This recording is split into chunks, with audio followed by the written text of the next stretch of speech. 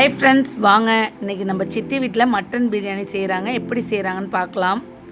பாருங்கள், அடுப்பில் தான் வச்சு செய்கிறாங்க. ஆயில் ஊற்றிக்கிட்டாங்க, அதோட நெய் ஆட் பண்ணியாச்சு.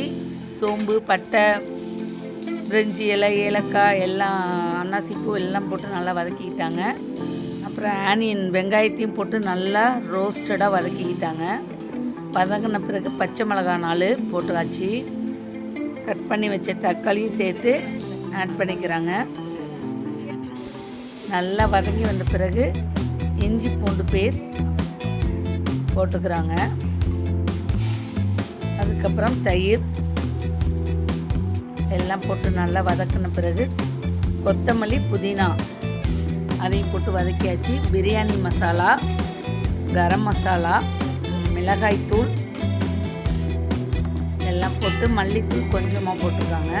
எல்லாம் போட்டு நல்லா வதக்கிய பிறகு வேக வச்ச மட்டன் அதையும் சேர்த்து ஆட் பண்ணிக்கிறாங்க. பாருங்கள், 1 கிலோ மட்டன், 1 கிலோ ரைஸ்.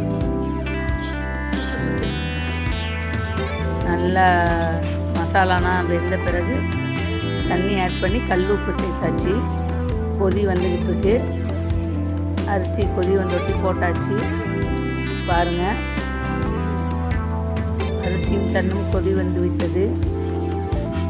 அதுக்கப்புறம் நல்லா முக்காப்பதம் வந்த பிறகு அடுப்புனால தம் போட்டாங்க. இந்த ஸ்டேஜில் மேலே தட்டை வச்சு கறியை எடுத்து மேலே வச்சாச்சு. அடுப்பு கறியை பாருங்கள் எவ்வளோ பர்ஃபெக்டாக வந்திருக்குன்னு பிரியாணி.